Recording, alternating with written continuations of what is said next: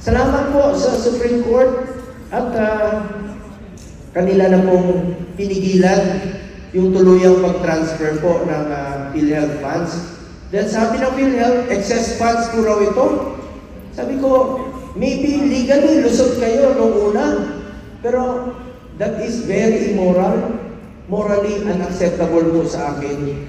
Dahil sa kakaikot ko sa buong Pilipinas, marami pa rin mga pasyente naghihingalo, walang pambayad. Ulitin ko po, ang PhilHealth po ay para sa health yan, PhilHealth. Ang PhilHealth po, hindi negosyo yan.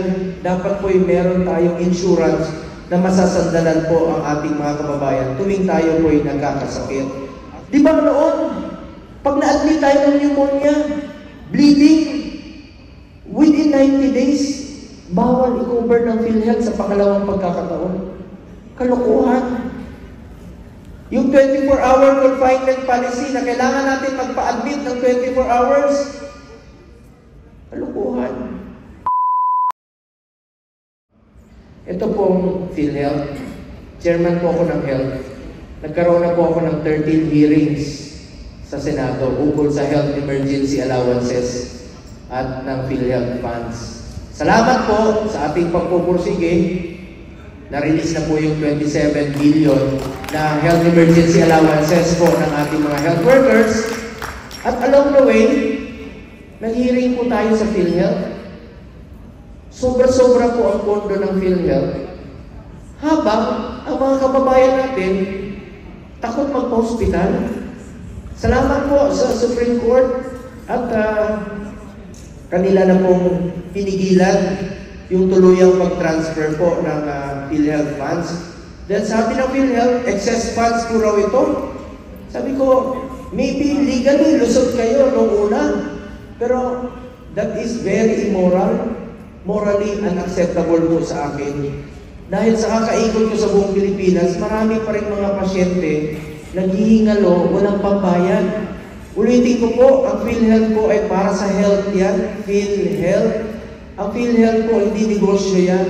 Dapat po yung meron tayong insurance na masasandalan po ang ating mga kababayan tuwing tayo po ay nagkakasakit.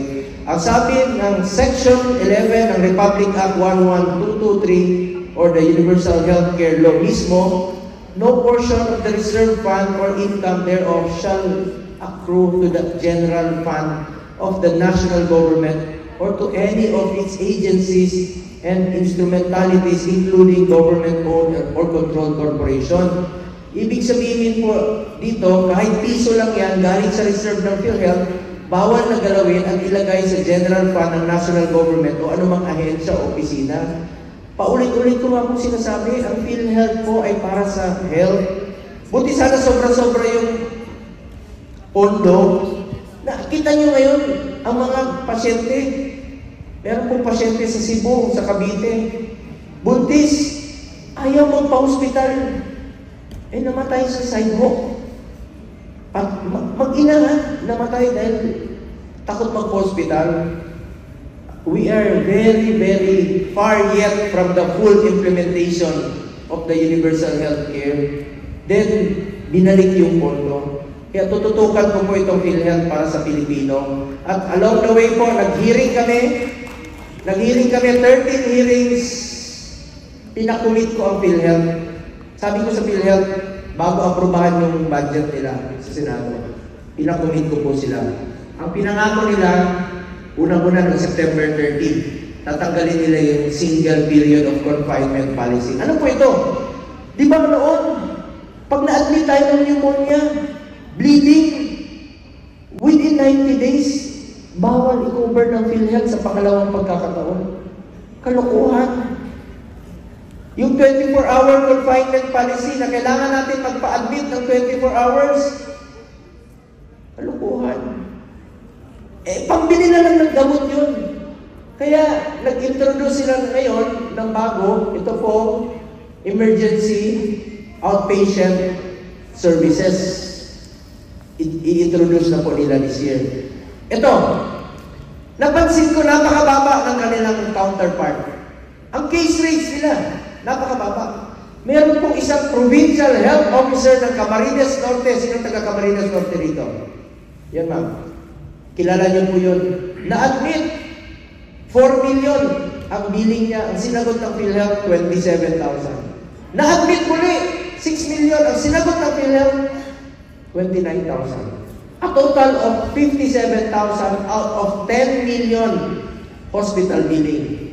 That is less than 1% sa kanyang hospital billing. Ngayon, tinaasa nila ng 50%. Pinapangako natin, taasan nila lahat across the board. Pero, maliit pa din. What is 50% of 57,000? 28,500 sa 10 million. Less than 1% pa rin. Kaya dapat po, pakiusap ko lang sa PhilHealth, ayusin niyo po ang inyong serbisyo. Ngayon, nangako sila, it's ongoing, yung top 10 mortality diseases, diabetes, respiratory diseases, hypertensive disease, tinasa nila.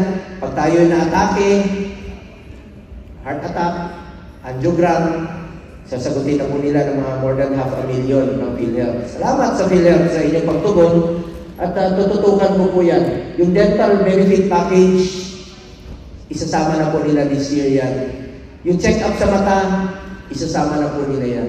So yan po ang kanilang mga pinangako ngayon at tututukan ko po. Pinapirma ko talaga ang PhilHealth at ang DOH para tugunan po nila yung pangako nila para sa sambayan ng Pilipinas. At bilang Chairman ng Committee on Health, tututukan ko po yan sa abot ng aking makakaya. Nakatutok po ako. Anyway, maraming salamat po sa inyo lahat. Bukas po ang aking opisina sa inyo, mga kababaihan, lady legislators.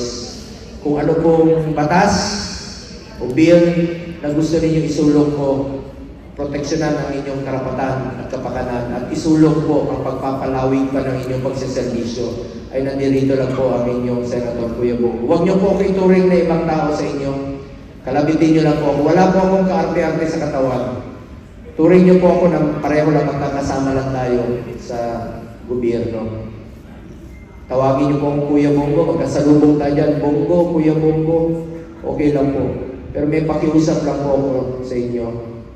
Kung mas matanda kayo sa akin, huwag niyo naman ako tawagin, Kuya, salubong tayo dyan. Kuya po, ano ako, super lolo. I am 50 years old na po. Mas matanda lang po sa akin si Konsehal Kusiting ng 3 taon, mama. Mas matubrin. Bakit 10 years na po? Anyway, 10 years wala, sorry. Salamat po sa inyo, mga lady legislators. Asahan niyo po sa aking pagsiservisyo, sipag, pagmamalasakit at more servisyo po ang pwede kong ialay sa inyo pagdating pa po ng panahon. Call me, Kuya Bongo. Magsalubong tayo. Alam ko namang hindi niyo ako makakalimutan. Pumunta kayo sa kanto. Bukas, Lunes, traffic. Ang maalala ninyo, ang pangalan ko. Pag nakakita kayo ng traffic light, ano yung green? Go. Pagdating niyo sa, paggutom na kayo, bibili kayo ng manok. Chokes to? Kita nyo, go pa rin. Anong pangalan ng ating Vice Governor ng Eastern Samar? Vice Governor! Go pa rin. Salamat po. Anong paborito nating araw? Dahil walang trabaho, late, go. Puro go lang yan parati. Anong tawag sa mahilig sa alak? Laseng? Please lang po, huwag kayong magmaneho pag nakainom. Delikado yan. Pag may nangyari sa inyo, ako na naman ang maalala nyo. Pag kayo ay na...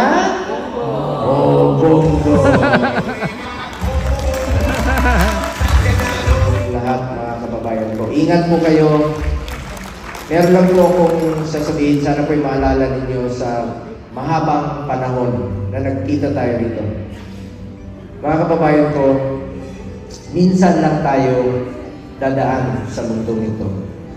Kung ano pong kabutihan o tulong na pwede natin gawin sa ating kapwa, gawin na po natin ngayon dahil hindi na tayo babalik sa mundong ito. Ako po ang inyong Senator Kuya Bongo, patuloy na magsaservisyo sa inyo lahat. Dahil ako po'y naniniwala ng serbisyo po sa tao. Serbisyo po yan sa Diyos. Maraming salamat po. Mahal na mahal ko kayo lahat. Maraming salamat.